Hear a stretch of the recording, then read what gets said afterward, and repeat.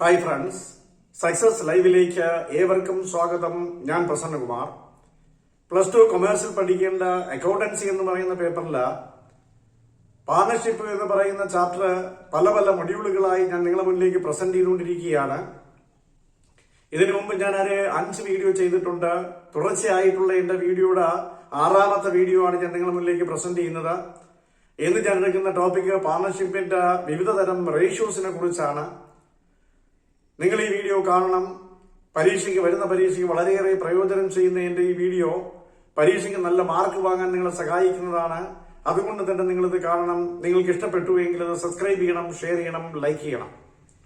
നമുക്ക് നേരെ ടോപ്പിക്കിലേക്ക് കിടക്കാം. പാർട്ണർഷിപ്പിന്റെ റേഷ്യോസ് ആണ്. എന്താണ് ഈ റേഷ്യോ എന്ന് ചോദിച്ചു കഴിഞ്ഞാൽ, ജനറൽ വ്യൂവില് റേഷ്യോ എന്ന് പറഞ്ഞാൽ ദ റിലേഷൻ ബിറ്റ്വീൻ 2 വേരിയബിൾസ് ആണ്. പക്ഷേ പാർട്ണർഷിപ്പിനെ സംബന്ധിച്ചിടത്തോളം റേഷ്യോ എന്താണെന്ന് ചോദിച്ചു കഴിഞ്ഞാൽ, പാർട്ണർഷിപ്പ് റേഷ്യോ എന്താണെന്ന് ചോദിച്ചാൽ, ഒരു പാർട്ണർഷിപ്പ് ബിസിനസിനകത്തുള്ള പാർട്ണേഴ്സ് അവിടെ ഉണ്ടാകുന്ന പ്രോഫിറ്റോ ലോസോ ഏത് പ്രൊപ്പോർഷനിലാണോ ഡിവൈഡ് ചെയ്യുന്നത്, ആ പ്രൊപ്പോർഷൻ നമ്മൾ വിളിക്കുന്ന പേര് പാർട്ണർഷിപ്പ് റേഷ്യോസ് എന്നാണ്. അപ്പൊ പാർട്ണർഷിപ്പിലെ റേഷ്യോ എന്താണെന്ന് ചോദിച്ചാൽ, ratio simply means the proportion in which the partners can share there profit.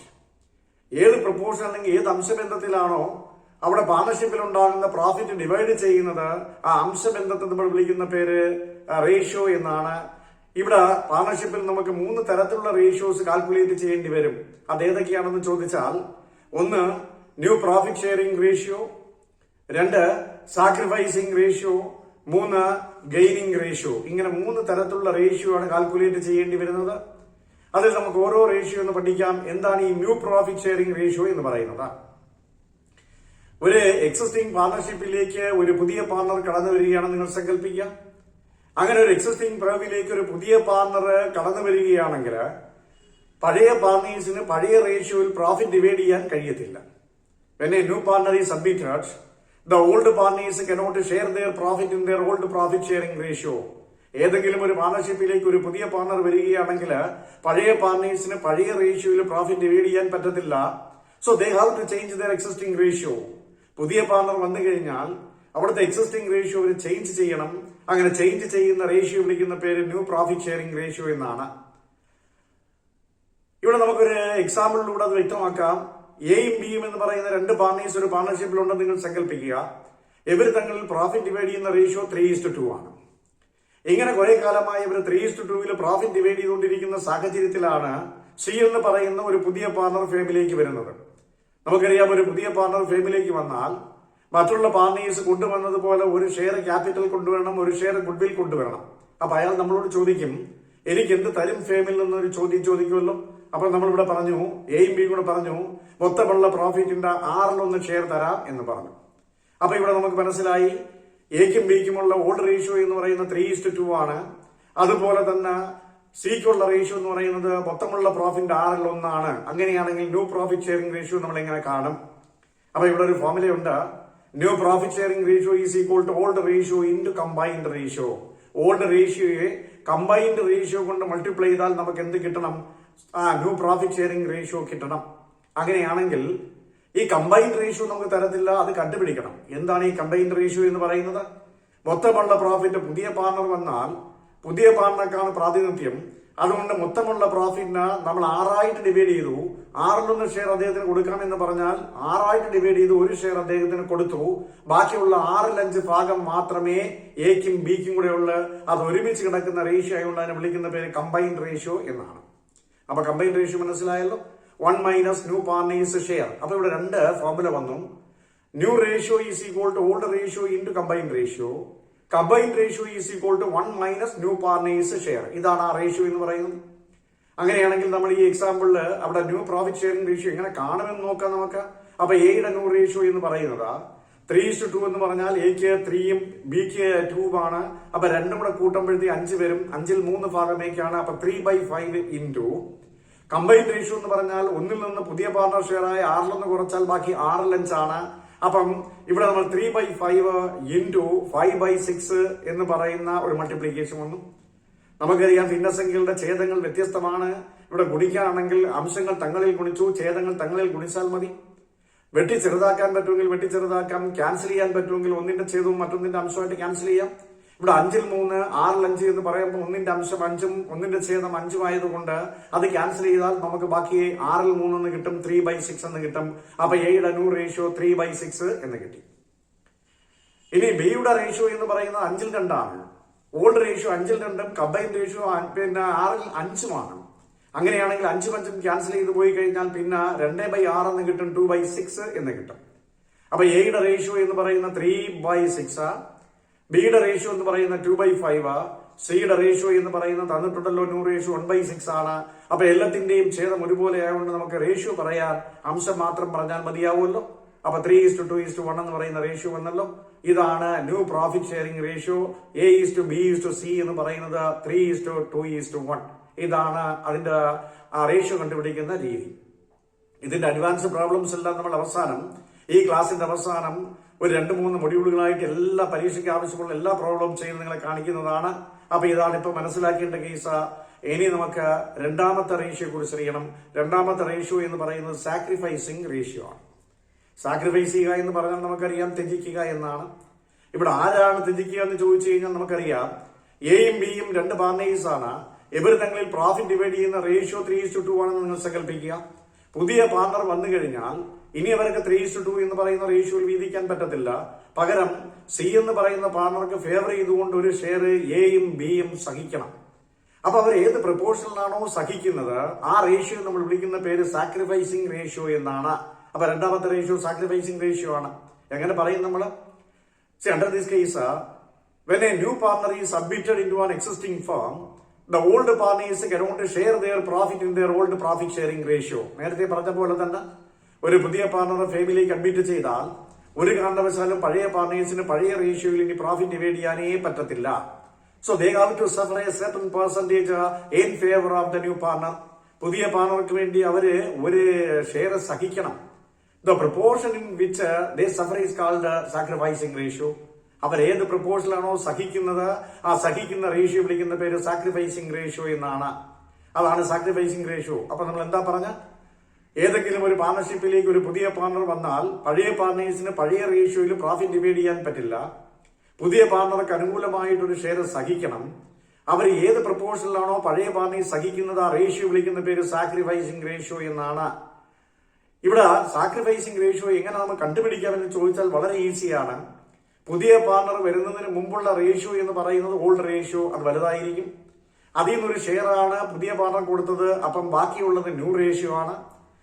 അതുകൊണ്ട് തന്നെ ഇതിന്റെ ഡിഫറൻസ് ആയിരിക്കും സഹിക്കുന്ന റേഷ്യോ അഥവാ sacrificing ratio. So sacrificing ratio is equal to old ratio minus new ratio. Old റേഷ്യോയിൽ നിന്ന് ന്യൂ റേഷ്യോ കുറച്ചാൽ നമുക്ക് സാക്രിഫൈസിങ് റേഷ്യോ കിട്ടും.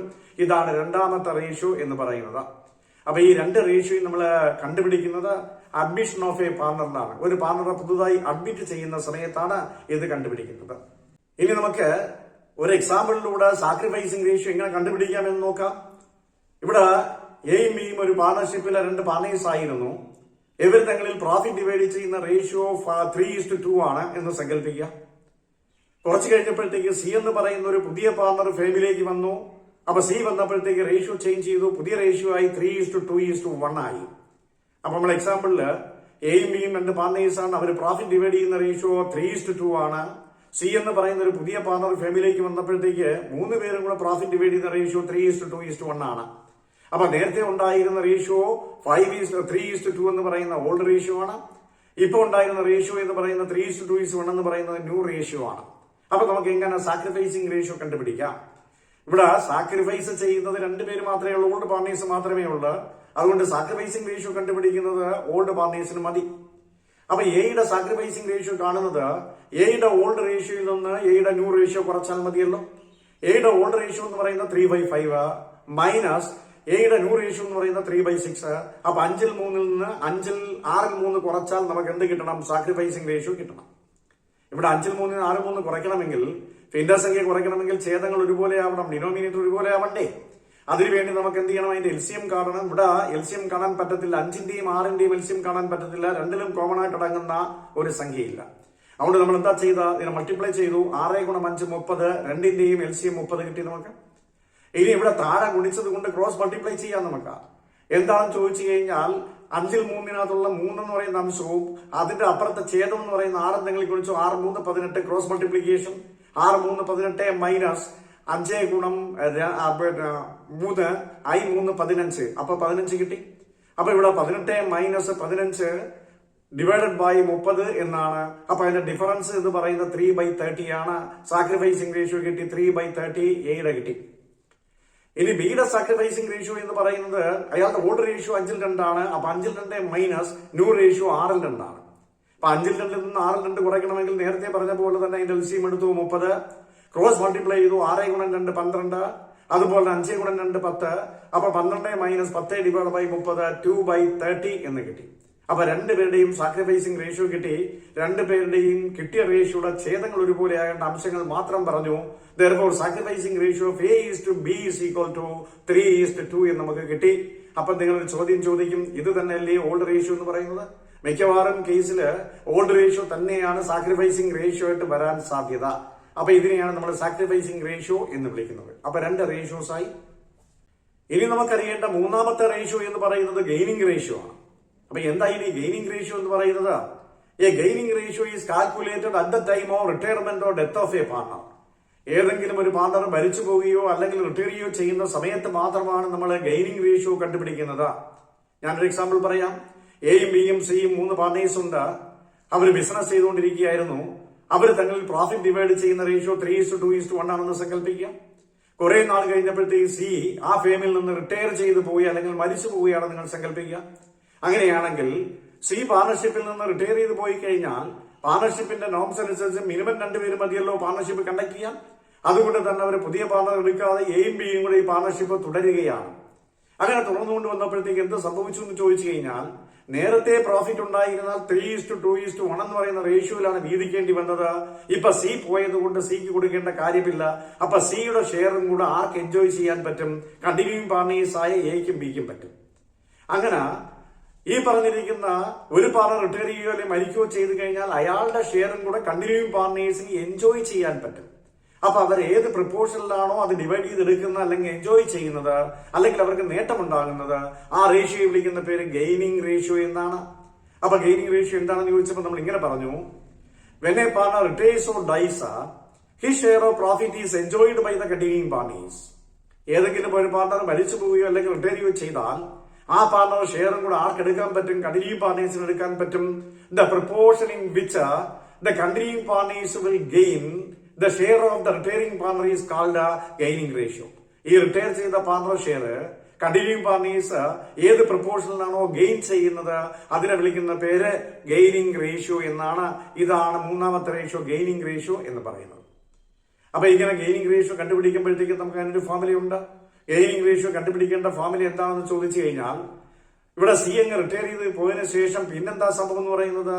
ഒരു പുതിയ റേഷ്യോ ആണ് അവിടെ വരുന്നത്, ന്യൂ റേഷ്യോ ആണ്. അതാണ് വലുതെന്ന് പറയുന്നത്. ആ ന്യൂ റേഷ്യോയിൽ നിന്ന് ഓൾഡ് റേഷ്യോ കുറച്ചാൽ മതി. അപ്പൊ ഗെയിൻ ചെയ്ത റേഷ്യോ കിട്ടും. നേരത്തെ എത്ര റേഷ്യോ ആണ് ഉണ്ടായിരുന്നത് ആ റേഷ്യോ പുതിയ റേഷ്യോയിൽ നിന്ന് കുറച്ചാൽ ആ ഡിഫറൻസ് നമ്മൾ വിളിക്കുന്ന പേര് ഗെയിനിങ് റേഷ്യോ എന്നാണ്. അപ്പൊ ഇവിടെ ഒരു ഫോർമുല വന്നു, gaining ratio is equal to new ratio minus old ratio. ഇതാണ് കേസ്. നമുക്കതും ഒരു എക്സാമ്പിളിലൂടെ വ്യക്തമാക്കാം. നേരത്തെ പറഞ്ഞ സെയിം ഒരു എക്സാമ്പിൾ, അതേപോലത്തെ ഒരു എക്സാമ്പിൾ പറയാം. എയും ബിയും സിയും 3 പാർട്ണേഴ്സ് ആണ്. ഇവർ തങ്ങളിൽ പ്രോഫിറ്റ് ഡിവൈഡ് ചെയ്യുന്ന റേഷ്യോ എന്ന് പറയുന്ന 2:1:1 ആണ്. കുറച്ചു നാൾ കഴിഞ്ഞപ്പോൾ സി അങ്ങ് റിട്ടയർ ചെയ്തു പോയി. അപ്പൊ നമുക്കറിയാം സിയുടെ റേഷ്യോ ഇല്ല. പിന്നെ നമുക്ക് അവിടെ എന്തേ ഉള്ളു? 2:1 ഉള്ളു. അപ്പൊ നമുക്ക് ന്യൂ റേഷ്യോ തന്നിട്ടുണ്ട്, അതുപോലെ തന്നെ ഓൾഡ് റേഷ്യോ തന്നിട്ടുണ്ട്. അങ്ങനെയാണെങ്കിൽ ഗെയിനിങ് റേഷ്യോ കാണുന്നത് എങ്ങനെയാണ്? Gaining ratio is equal to new ratio minus old ratio. ഇവിടെ എക്കുള്ള ഗെയിനിങ് റേഷ്യോ എന്താണെന്ന് ചോദിച്ചാൽ എയുടെ ന്യൂ റേഷ്യോ എന്ന് പറയുന്നത് ഇനി 2:1 ഉള്ളു. അപ്പൊ 3:2 ആണ്. 2/3 മൈനസ് നേരത്തെ ഉണ്ടായിരുന്ന 2:1 ആണ്. അപ്പം 2/4 ആണ്. അപ്പൊ 2/4. അപ്പൊ 3:2 മൈനസ് 4:2 എന്നാണ്. അപ്പൊ അവിടെയും നമുക്ക് ഛേദങ്ങൾ ഒരുപോലെ അല്ലാത്തതുകൊണ്ട് കുറയ്ക്കാൻ നമ്മൾ എൽസിയം കണ്ടു. 4ന്റെയും 3ന്റെയും ഗുണിച്ചു. 4 3 12. അത് നമ്മൾ ചെയ്തു. ഇനി നമ്മൾ എന്താ ചെയ്ത? ഈ 3ഉം 4ഉം കൂടെ ക്രോസ് മൾട്ടിപ്ലൈ ചെയ്തു. 12 മൈനസ് 10 എന്ന് കിട്ടി. അപ്പം 10/2 ഡിഫറൻസ് കിട്ടുന്നത്. ആ 2/12 എന്ന് ആർക്ക് കിട്ടി? എക്ക് കിട്ടി. അതാണ് അയാളുടെ ഗെയിനിങ് റേഷ്യോ. ഇനി ബിയുടെ കേസ് നമുക്കറിയാം. 3:1 അയാളുടെ ഷെയർ. പുതിയ റേഷ്യോ 3:1, പഴയ റേഷ്യോ 4:1. അപ്പൊ 3:1 മൈനസ് 4:1 എന്ന് പറഞ്ഞാൽ ഛേദങ്ങൾ തങ്ങളിൽ മൾട്ടിപ്ലൈ ചെയ്തപ്പോൾ നമുക്ക് എൽസിയം കിട്ടി 12 കിട്ടി. ഇനി ക്രോസ് മൾട്ടിപ്ലൈ ചെയ്തപ്പോഴത്തേക്ക് 1 ഗുണം 4 4 മൈനസ് 3 എന്ന് കിട്ടി. അപ്പൊ 1/12 എന്ന് കിട്ടി. അപ്പൊ നേരത്തെ എന്തൊക്കെ കിട്ടി? നമുക്ക് നേരത്തെ കിട്ടിയത് 2/12 ഇപ്പൊ കിട്ടിയത് എത്ര? ബിക്ക് കിട്ടിയത് 1/12 അത് രണ്ടിനെയും ഛേദം ഒരുപോലെയായിട്ട് നമ്മൾ റേഷ്യോ പറഞ്ഞെഴുതി 2:1 എന്ന് കിട്ടി. അത് തന്നെയല്ലേ ന്യൂ റേഷ്യോ എന്ന് പറയുന്നത്? അങ്ങനെയും വരാം. അപ്പൊ ഇതാണ് ഗെയിനിങ് റേഷ്യോ എന്ന് പറയുന്നത്. ഇനി നമുക്ക് ഒരു കാര്യം കൂടെ പറഞ്ഞ് അവസാനിപ്പിക്കാം. എന്താണ് ആ പോയിന്റ് എന്ന് വെച്ചാൽ പരീക്ഷയ്ക്ക് ചോദിക്കുന്നതാണ്, വളരെ ഇമ്പോർട്ടന്റ് ആണ്. What are the differences between sacrificing ratio and gaining ratio എന്നാണ്. ഒന്നാമത്തെ ഡിഫറൻസ് എന്ന് പറയുന്നത് the sacrificing ratio is calculated at the time of admission of A partner. Sacrificing ratio കാണുന്നത് എല്ലായ്പ്പോഴും ഒരു പാർട്ണർ അഡ്മിറ്റ് ചെയ്യുമ്പോഴാണ് എങ്കിൽ gaining ratio is calculated at the time of retirement or death of A partner. ഒരു partner മരിച്ചു പോവുകയോ അല്ലെങ്കിൽ retire ചെയ്യുന്ന സമയത്താണ് നമ്മൾ ഗെയിനിങ് റേഷ്യോ കണ്ടുപിടിക്കുന്നത്. അതാണ് മെയിൻ ഡിഫറൻസ് എന്ന് പറയുന്നത്. ഒന്നാമത്തെ difference sacrificing ratio is calculated at the time of admission of A partner. Then gaining ratio is calculated at the time of retirement or death of a partner. ഒരു difference ആയി. ഇനി രണ്ടാമത്തെ difference എന്ന് പറയുന്നത് sacrificing ratio is the excess of old ratio over new ratio. Old റേഷ്യോയിൽ നിന്ന് new ratio കുറയ്ക്കുമ്പോഴാണ് നമുക്ക് സാക്രിഫൈസിംഗ് റേഷ്യോ കിട്ടുന്നതെങ്കിൽ gaining ratio is the excess of new ratio over old ratio. അത് ന്യൂ റേഷ്യോയിൽ നിന്ന് ഓൾഡ് റേഷ്യോ കുറയ്ക്കുമ്പോഴാണ് നമുക്ക് എന്ത് കിട്ടുക? ഗെയിനിങ് റേഷ്യോ കിട്ടുക. വളരെ പ്രധാനപ്പെട്ട ഈ ഒരു രണ്ട് ഡിഫറൻസുകളൊന്ന് മനസ്സിലാക്കി വെക്കുക. ഇതാണ് നമുക്ക് പാർട്ണർഷിപ്പിന്റെ റേഷ്യോസ് എന്ന് പറയുന്നത്. ഇതിന്റെ മെയിൻ കണക്കുകൾ ഒരുപാട് കണക്കുകളുണ്ട്. നമുക്ക് കണക്കുകളൊക്കെ അവസാനത്തെ ഒരു വീഡിയോയിൽ ഞാൻ ഉൾപ്പെടുത്താം. ഇപ്പം നിങ്ങൾ ഇത് മനസ്സിലാക്കുക. പരീക്ഷയ്ക്ക് വളരെ ഇമ്പോർട്ടന്റ് ആയിട്ടുള്ള ഒരു പോർഷനാണ് നമ്മൾ ഈ പറഞ്ഞിരിക്കുന്ന പാർട്ണർഷിപ്പ് റേഷ്യോസ്. നിങ്ങൾക്ക് ഇഷ്ടപ്പെട്ടു എങ്കിൽ തീർച്ചയായും നിങ്ങൾ സബ്സ്ക്രൈബ് ചെയ്യണം, ഷെയർ ചെയ്യണം, ലൈക്ക് ചെയ്യണം. അടുത്ത വീഡിയോയുമായിട്ട് ഞാൻ വീണ്ടും വരാം. താങ്ക്സ്.